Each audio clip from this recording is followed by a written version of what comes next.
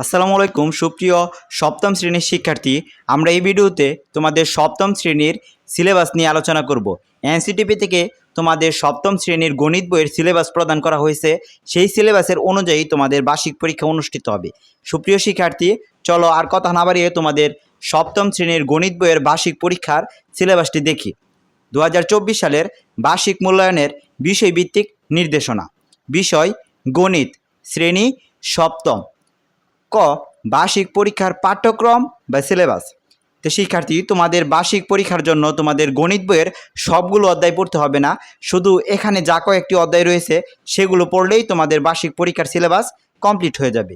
সুপ্রিয় শিক্ষার্থী, প্রথমে তোমাদের বাইনারি সংখ্যার গল্প এই অধ্যায়টি পড়তে হবে, অর্থাৎ পৃষ্ঠা 141 থেকে 160। দ্বিতীয় অষ্টম অধ্যায় চলো বৃত্তচিহ্নি, এই অধ্যায় 161 থেকে 180। তৃতীয়ত নবম অধ্যায় বীজগণিতিক রাশির উৎপাদক, গসাগু ও লসাগু, 181 থেকে 190 পৃষ্ঠা। চতুর্থ দশম অধ্যায় নানা রকম আকৃতি মাপি, এই অধ্যায়টি 191 থেকে 214 পৃষ্ঠায়। পঞ্চম অধ্যায় হলো বীজগণিতিক রাশির সমীকরণ, এই অধ্যায়টি 227 পৃষ্ঠা থেকে শুরু এবং 241 পৃষ্ঠা পর্যন্ত। তারপর সর্বশেষ অধ্যায় হচ্ছে তথ্য অনুসন্ধান ও বিশ্লেষণ, এই অধ্যায়টি 241 পৃষ্ঠা থেকে শুরু। এই পৃষ্ঠাগুলো তোমাদের পাঠ্য বইয়ের পৃষ্ঠা। শিক্ষার্থী, তোমাদের সপ্তম শ্রেণীর বার্ষিক পরীক্ষার প্রশ্ন কেমন হবে সেই বিষয়েও নির্দেশনা প্রদান করেছে এনসিটিপি। সেই নির্দেশনা মোতাবেক আমরা একটি নমুনা প্রশ্ন দেখব, তাহলেই তোমরা আরও ভালোভাবে তোমাদের পরীক্ষার প্রশ্ন সম্পর্কে ধারণা লাভ করতে পারবে। শিক্ষার্থী, তোমাদের খতে থাকবে মূল্যায়ন কাঠামো। এখানে শিক্ষণকালীন মূল্যায়ন হবে 30% এবং সামষ্টিক মূল্যায়ন হবে 70%। তো শিক্ষার্থী, এখন আমরা তোমাদের বার্ষিক পরীক্ষার প্রশ্ন কাঠামোটি দেখব। শিক্ষার্থী, তোমাদের বার্ষিক পরীক্ষার সামষ্টিক মূল্যায়ন 2024-এর প্রশ্ন কাঠামো ঠিক এমনভাবে হবে।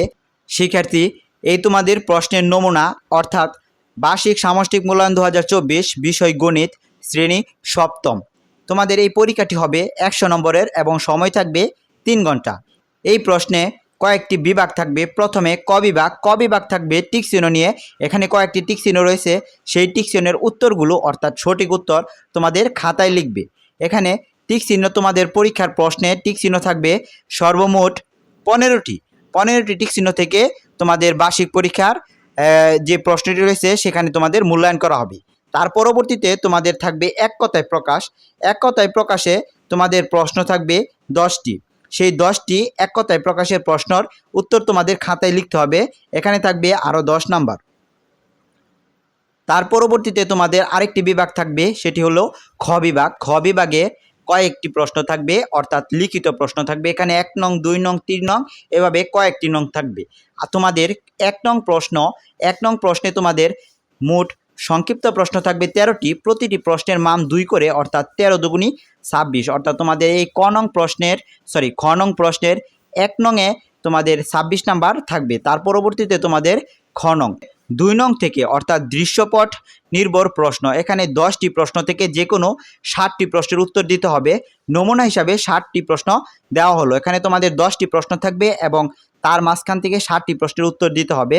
প্রত্যেকটি প্রশ্নের উত্তর দিতে পারলে প্রতিটি প্রশ্নের জন্য 7 করে পাবে, অর্থাৎ 7 7 49। এখানে 1 নং, 2 নং, 3 নং, 4 নং, 5 নং, 6 নং এবং 7 নং এই প্রশ্নগুলো এখানে দেওয়া রয়েছে। অর্থাৎ মোট 10টি প্রশ্ন এখানে থাকবে। 10টি থেকে তোমরা মোট 60টি প্রশ্নের উত্তর দিবে। তো আশা করছি তোমরা তোমাদের প্রশ্নটি বুঝতে পেরেছো। আমি শিক্ষার্থীরা, তোমরা প্রশ্নটি আরও ভালোভাবে বোঝার জন্য প্রথমে ক বিভাগ। ক বিভাগে সর্বমোট 25 নাম্বার থাকবে। তার পরবর্তীতে খ নাম্বার, খ নং, অর্থাৎ খ নংয়ের তোমাদের প্রশ্ন থাকবে মোট 10টি। সেখানে উত্তর দিতে হবে 60টি প্রশ্নের। আশা করছি তোমাদের এই প্রশ্নটি তোমরা বুঝতে পেরেছো। এখন যে প্রশ্নটি এনসিটিপি প্রকাশ করেছে সেটি একটি নমুনা প্রশ্ন। এই নমুনা প্রশ্নের আঙ্গিকে তোমাদের বিদ্যালয়ের শিক্ষকগণ তারা তাদের মতন করে লিখবে বা দিবে। আশা করি বুঝতে পেরেছো। তোমাদের প্রত্যেকটি প্রশ্নের নমুনা উত্তর আমি মূল্যায়ন একাডেমি চ্যানেলে দিব। সেই উত্তরটি পাওয়ার জন্য চ্যানেলটি সাবস্ক্রাইব করে পাশে থাকা বেল আইকন বাজিয়ে দাও। আর কথা না বাড়িয়ে ভিডিওটি এখানেই শেষ করছি। আল্লাহ হাফেজ।